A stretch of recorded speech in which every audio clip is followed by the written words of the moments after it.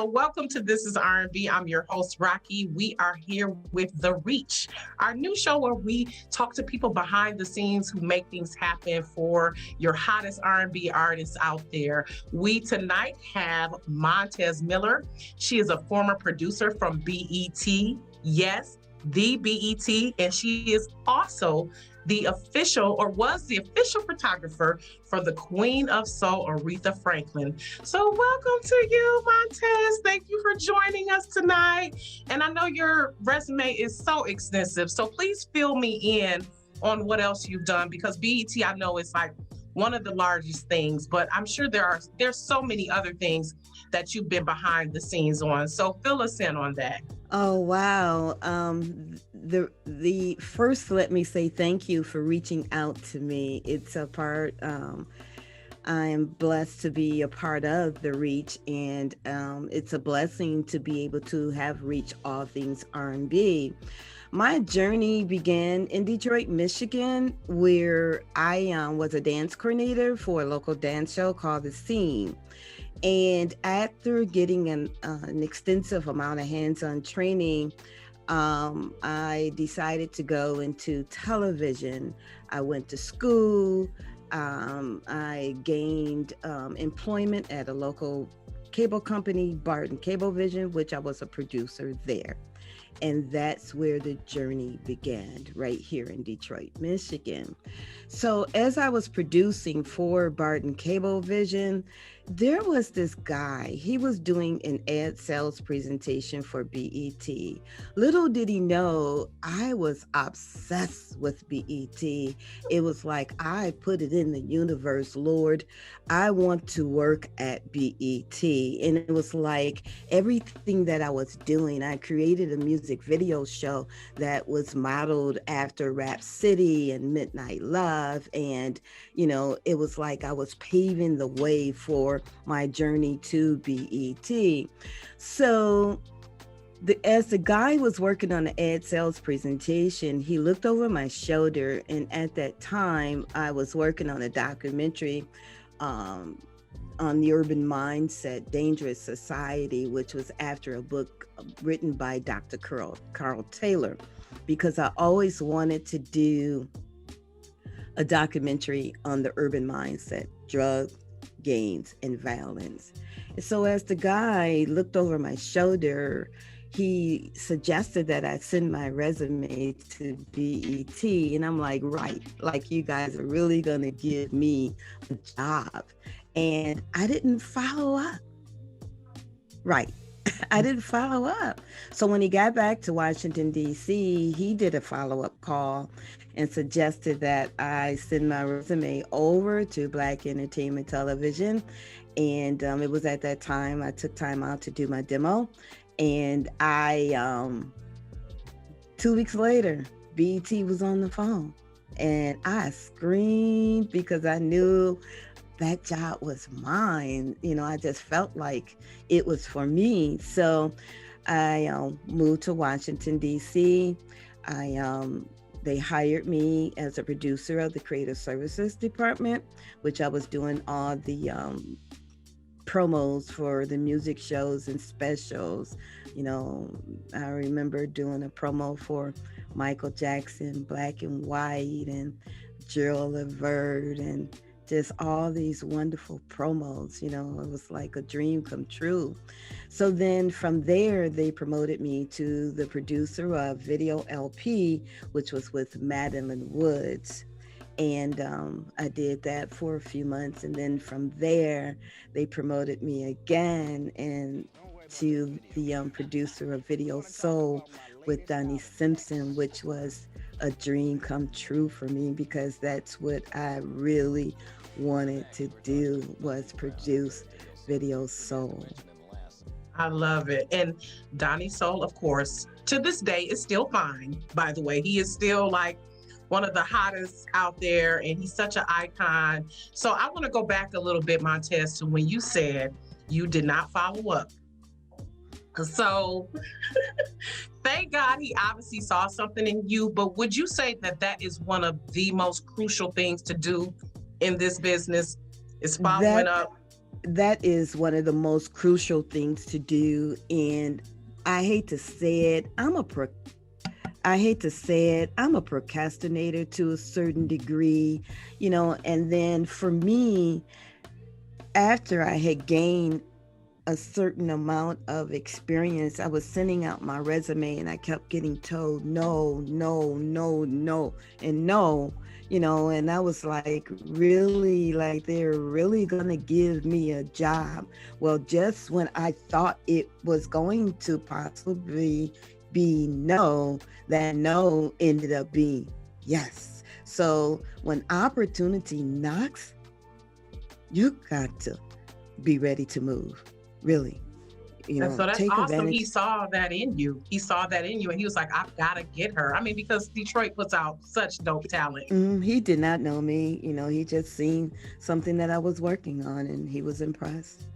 Yeah, your work spoke for itself. So let's break it down for people, because people hear the term producer all the time, right?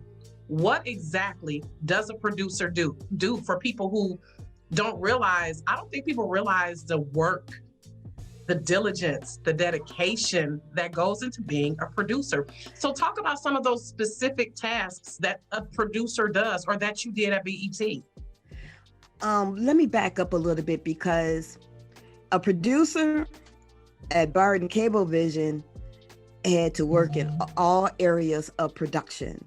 And I had to do lighting, I had to do camera, I had to direct, I had to edit, which Barton Cablevision gave me that opportunity to become well-rounded in all areas of production. So when I went to BET, I had that same mindset. Oh, I got to do all of this. This is what a producer does. They was like, no, you don't have to do all of that. And I'm like, what? Are you serious? And they was like, yeah. And so as a producer, basically, I was charged with managing the overall content of the show, creating, daily content. We had an assistant that would work for us that would book the artists, but they would have to come through us, to make certain that, they were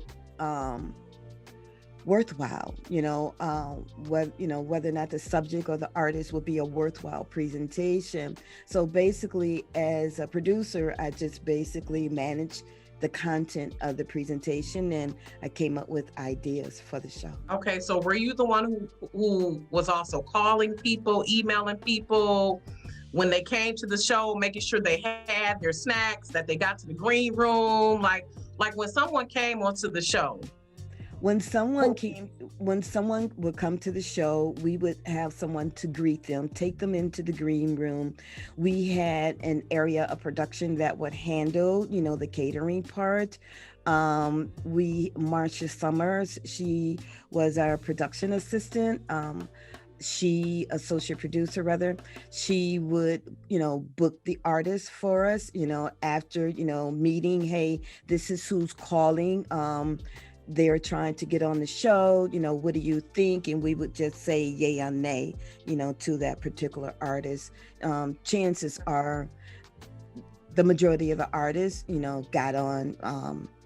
Very few artists, were left out, because at that time, that's all we had, was Black entertainment television. So BET had a show, that fit an artist, whether you were starting out or whether or not you were growing, and whether or not you were on that particular platform. Rap City was for the rappers. Video LP were for, the growing and glowing artists, which eventually, turned into live performances. Video Soul was more for the established R&B artists. Now you make it to Video Soul, you there. That was the top of the top. Absolutely the top of the top. Mm-hmm.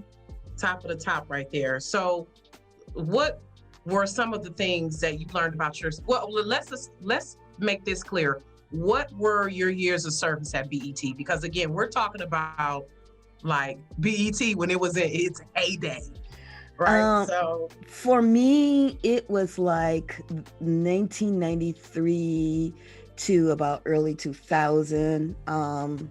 It was, during that tenure, the early 90s, when I was at BET. Then when I left BET, I was still connected to BET.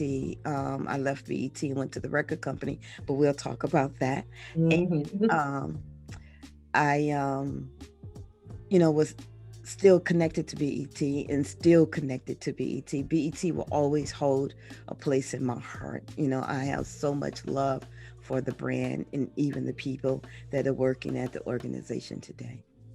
Yes, and we'll absolutely have to get into how you put that 40th year anniversary together with Alumni, which was phenomenal. By the way, outstanding. People are still talking about that, Montez, how you brought all of them together to be able to see all those people who, again, and a lot of people who could be here on the Reach with us, who like did so much behind the scenes, and it was just like such a well-oiled machine. So let's talk about some of your days at BET. Like, I know not one for a producer, one day, all the days don't look the same. What were some skills that you developed while you were there? What were things that when you got there, you weren't so strong in? You had some areas of improvement that became a strength, that became stronger during your time there. For me, it honestly, my weaknesses were giving it my all.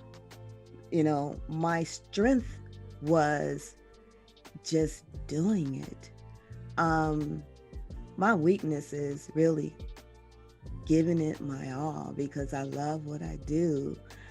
I really didn't have a weakness. My weakness was I cared too much. Right, that's what I was going to ask you to elaborate on what you mean giving it your all. So are you one of those, don't know when to turn the switch off, don't know when to sat down somewhere and relax and take a break? Is that what you meant? And sometimes that can be a weakness, not knowing when to stop, you have to know when to separate yourself.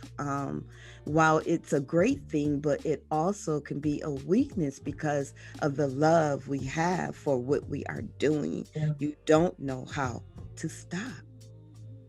This is true. This was me last night. I appreciate every moment, that I had at BET. I was sharing with somebody on yesterday that BET brought some wonderful opportunities, just to stand shoulder to shoulder with Jamie Foxx and Bernie Mac and Janet Jackson, to be able to produce specials on Prince and Janet Jackson and, oh my God, Diana Ross, and to be able to produce the first ever experience on Miss Aretha Franklin after BET had tried for like 10 years to get her. They were like, how did you do that? I'm like, it's that Detroit connection, which... Yeah, talk about that. How did you persuade people? Like, how did you... Let's get into that, talking about some of the celebrities. I mean, I know you had to come into contact with hundreds. So first, how did you control your fangirl? Like, how did you not freak out when you saw them? And just talk about some of those moments of seeing people and just some of the nuances that you would notice. Oh my God. I just never thought that I would be side by side with Denzel. I guess the humbleness kept me grounded, because it was a job first, and they are people too. Their platform is just a little larger than mine, but it's work. I didn't look at them like, ooh, I honestly, there is nobody I can honestly say that really had no to. No one, Montez, where you were like, because it was always a job to me. It was always a job to me.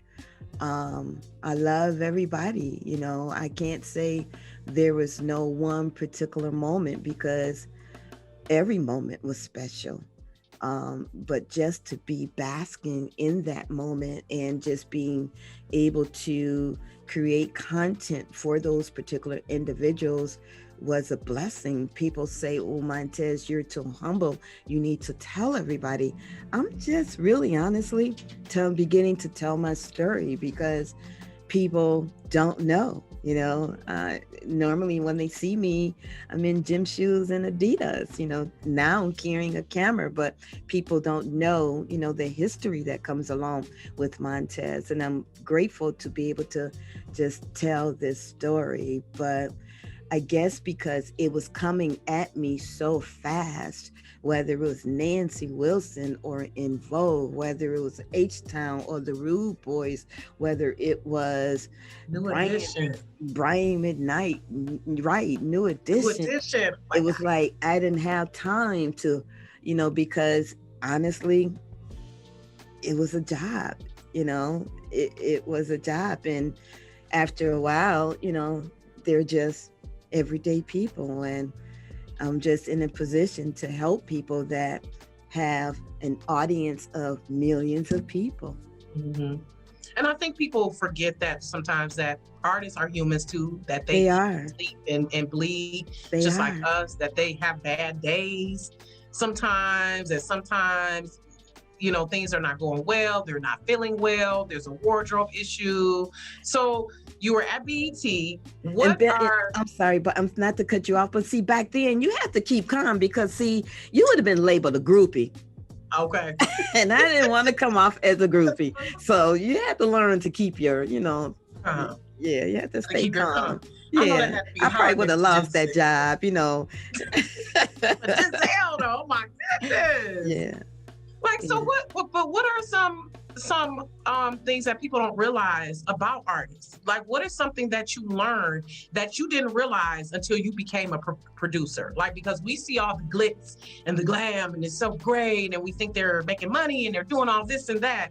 What are some of the behind the scenes things that probably did help you to remain humble, to say, they are human. Okay, they're not as perfect as we perceive them to be, because we do kind of put celebrities on a pedestal sometimes. There are a couple of artists, I won't call their name, and I had to pray on them because they let stardom, success go to their head. And I'm quite certain right now, because they are not on the stage, they're having a hard time being on lockdown. And this is why it's important that when you have opportunities, yes, take advantage of every particular moment. But when you move in it, know that it's a door that God has allowed for you to go through, and that you cannot let the opportunity go to your head, because the minute that you let it go to your head, next thing you know, so-and-so talking about committing suicide because they can't handle the pressure of not being in the light. Sometimes you have to be still. You do. You have to be still. I've seen some people, it's like, that's who they are, but then there are others who hold that title legendary. They are what they are because they know how to treat people. That's why they have that legendary status, because they know how to treat people. They don't mind doing their job. They don't mind reaching back and, hey, yes, you can have my autograph. Here is a picture. It's the little things that means a lot. You got to stay connected with your fan base, because if you don't stay connected, then later on, people, we hold on to things and it's hard to let go. I was on Clubhouse the other day and they was talking about how it was difficult to move the artists around. The artist didn't want to go to this record store and artists didn't want to make that appearance. I bet you if you ask that artist right now what they go, they wish they had it gone. Absolutely. They wish don't know what it's got. They wish they had done more. And you know what I've recognized sometimes? It seems like the ones who are legendary, Montez, are the most humble. They are. That trips me out. Like behind you have Barack Obama, someone who again exudes that humility, that even though he was at the top tier in the world, was still a real person, still looks people in the He face, has this shakes their air hand. about him. He has this air about him. You know, he doesn't come off too arrogant, and he has every right to be like just Right. arrogant. Like, I Absolutely. love Patti LaBelle. Oh my God, she was just so, you know, really. Right. Let's talk If about the good ones you who were know, nice. Let's talk. You're not gonna dish to me on the bad ones. So tell me about the good ones, though. you know, Patti LaBelle, you know, meeting her was just like, you know, and I didn't have a lot of interaction with the artists. You know, I was the producer, and once they got on the set, you know, we gave them their space. You know, we wasn't, you know, up in their face. And BET had this thing, you know, stay your distance, be professional, and not take any pictures with the artists. And which I understand that, because everybody would have been taking pictures, you know, with the celebrities that were coming through, and we didn't know whether or not they were in picture mode, you know, whether or not they even felt like taking a picture. But as I stood back, and I may have been in the studio with them while they participate as a guest, or I might have been in the control room watching them, you know, in production as we were getting the shows done. Patti LaBelle was huge to me. Aretha Franklin was huge to me, you know, having that opportunity to do it in the comfort of her home. You know, as a producer, I had this vision, ooh, maybe she'll sing for us, maybe she'll play the piano, but I'll be happy with just an interview. Well, when the interview started, she sat at the piano. Next thing you know, I was laying on the floor. She started playing the piano, and I just started to cry, because that's what I visualized for that show. And oh my God, let me see. Tupac. What about the guys? Some good guys. Who were some nice guys? Who are some gentlemen? Like Brian McKnight. He looks like he smelled good. His voice is just like phenomenal. Brian McKnight is a good one. Oh God, let me see who else would be a good one. I gotta throw in my Mr. Biggs. I love Ron Isley. You know, I love Ron Isley. Drew Hill. I gotta give a shout out to H-Town. Let's Go SWV created a week called NBA Meets Music on Video LP, and I paired SWV with Chris Webber, John Selly with the Winans. Oh my God. I'll never forget. I'll never forget this one. Charles Oakley did Intro, and Intro had that song called Come Inside. Yes. So when Charles Oakley got ready to introduce the song, he said, "Here's Intro. We're live. We're coming inside." Lord. But we were live. But yeah, I'm like, oh my God. Oh my God, talk about a Freudian slip. Oh my goodness. Yeah, but there's so many moments. It's just so many. It's just so many, really, so many memories, you know, so many. Yeah. So after that, you said you moved on to the record label. Which record label? After I left BET, I had to return back to Detroit because my mom was ill, but I was not ready to leave BET, but I had to do what was best, and that mom is first. It really broke my heart, you know, because I had to depart from BET. But I landed a job with Island Black Music, which was a division of Polygram Records, which kept me connected with BET. So I was in Detroit, but I would fly to New York every week to go to work. And I would come back home Friday night, and go back to New York on Monday. Oh my And I goodness. did that for about 4 years. And I was the director of national video promotion.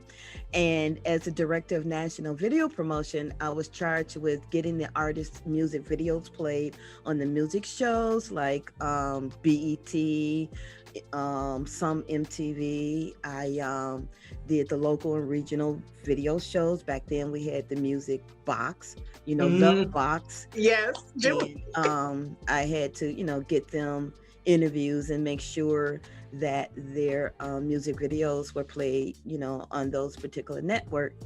And I would travel with the artists, to accompany them to these, particular outlets. So while I was at the record company, I had the opportunity to work with Bishop T.D. Jakes, Karen Clark Sheard.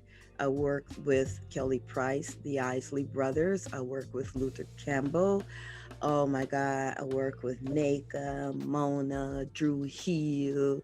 Oh my God, just everybody. It was a wonderful opportunity that eventually came to an end when Universal, brought out polygams. So that's when the organization folded. But I love those moments, just watching and helping, develop the artists such as a Drew Hill.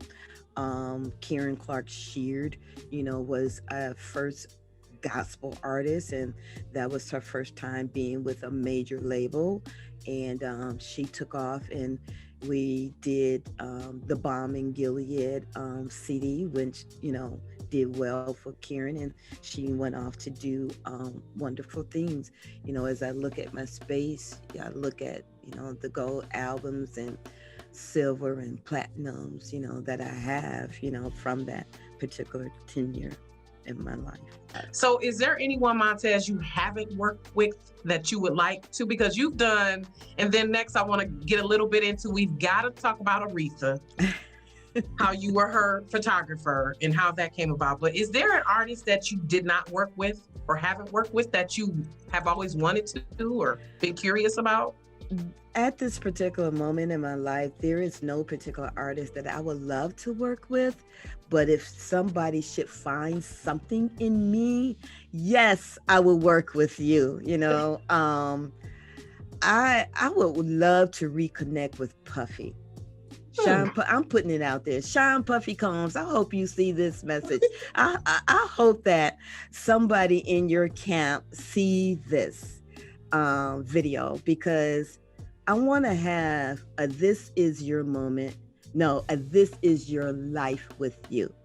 Do you remember when? He used to call me all the time. And I wish I had thought about this. I wish that I knew that I was even going to discuss this, because I would flash his number to you, that I still have his 1-800 Skype me number and his card number and the whole 9 yards. He used to call me all the time trying to get on video LP, and eventually he got on. And I just felt like he was destined for greatness. And I even got in trouble after the fact, because I gave him the whole half an hour, and I got put into the office because they was like, why did you give him the whole half an hour? Well, at that time, he was Mary J. Blige dancer, and he was doing great things. And I just felt like he was deserving of the whole half an hour. They felt like 15 minutes was sufficient. But the moral of the story is, as soon as he came off that channel, that network, that show, Puffy just really took off. And I just want to ask him, do you really remember who gave you your first ever appearance on BET? And that would be me. You got so many just great surrounding you. So talk about Aretha Franklin. Miss Franklin right there. Right there. You can't really see her, but right there, she sits in the center of all of these pictures. I tell everybody to clean up your social media, make your social media work for you. Whatever the desires of your heart is, let your social media represent you. All that other stuff that you post on social media is none and void. Use your social media as a tool to market you. Be careful what you post on social media because you never know who's watching you. My girlfriend played the tambourine for Miss Aretha Franklin. They were at the White House, and it was a PBS special that I thought that was airing that night. I searched the cable dial, called the cable company because I could not find this special because I knew it was airing. Somehow I ended up on the White House website. Oh my God, it was streaming live. And I started posting on Facebook. Detroit at the White House, Aretha Franklin at the Big House. You know, everybody's like, what are you watching? I'm like, Aretha Franklin, it's the Women of Soul. They're in production. What channel? I said, it's not. It's streaming live from the White House, you know, right now.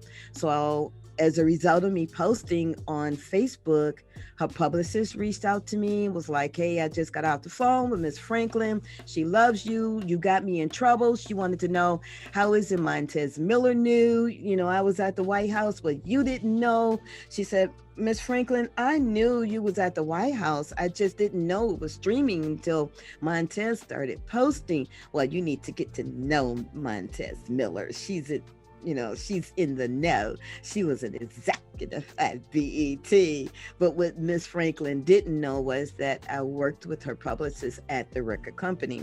So a couple of days went by. A name, Aretha Franklin, hit my Facebook page.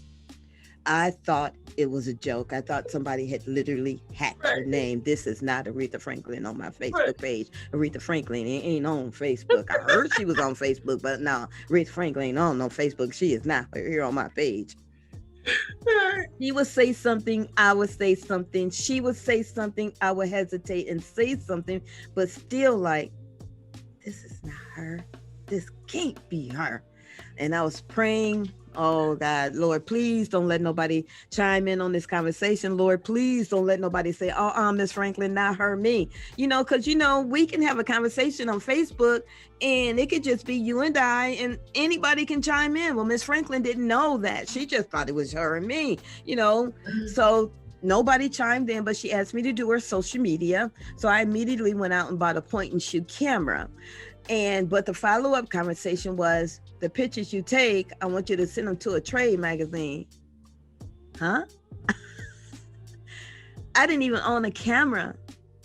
I'd never taken a professional picture before in my life, but I always wanted to work with Miss Franklin. So I immediately went out and bought a camera, and I had 3 weeks. I took to Zoom day in, day out, zooming in, not Zoom, I'm sorry. I took to YouTube day in, day out, watching all the tutorials about how to operate the camera. I knew shot composition, but I didn't understand the functions of the camera. While I was in the store, I stayed in there 3 hours. I was like, hey, talk to me about this camera, because if this picture don't come out right, you know, I could be hit for life, you know. He was like, you know, when in doubt, go auto. You know, just keep taking, because all you need is one shot. So I had 3 weeks before she took me out on the road, and I went with her to Harvard University, where she was being honored a doctorate. And those are considered, you know, some of the first images that I ever took, Miss Aretha Franklin. And I'm grateful for it, because I do more photography today than videography. If I had not picked up the camera, it's like, you know, where would I be today? You know, every picture that you see on my wall, you know, is a token, you know, of Miss Aretha Franklin.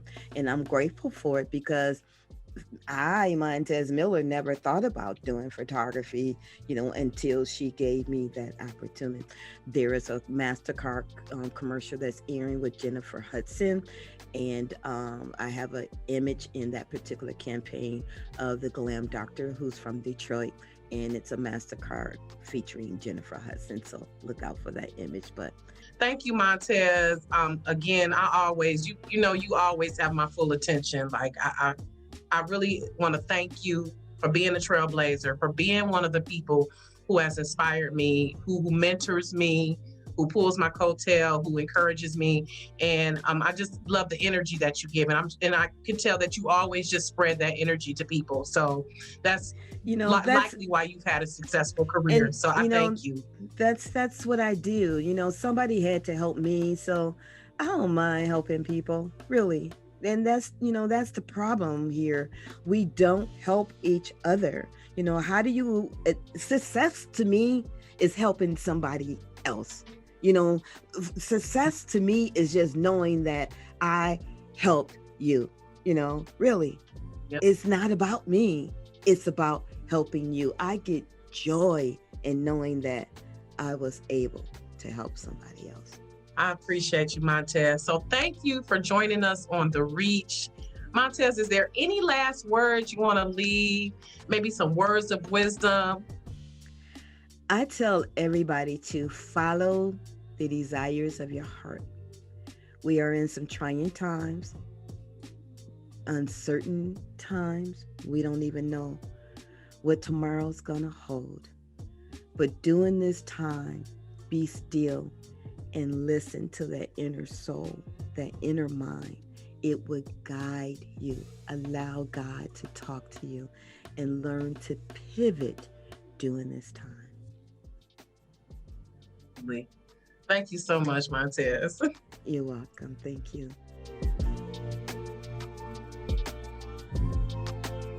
You got so many stories, and I love when you like drop so many gems. But what the BET 40th anniversary? Talk about how that came about. Oh wow. COVID has been a really trying time for me. I'm a photographer, and I had just photographed the Pistons and the Utah Jazz. And so when the NBA shut down, I shut down too, and I had to educate myself on COVID.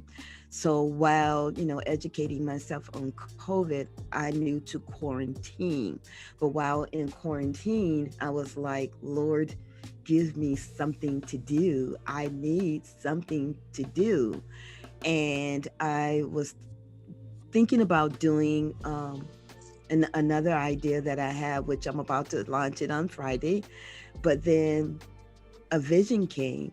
Do the BET Alumni Reunion, because every 2 years we get together, and we were supposed to have a reunion in August, and unfortunately because of COVID it didn't allow us the opportunity to get together.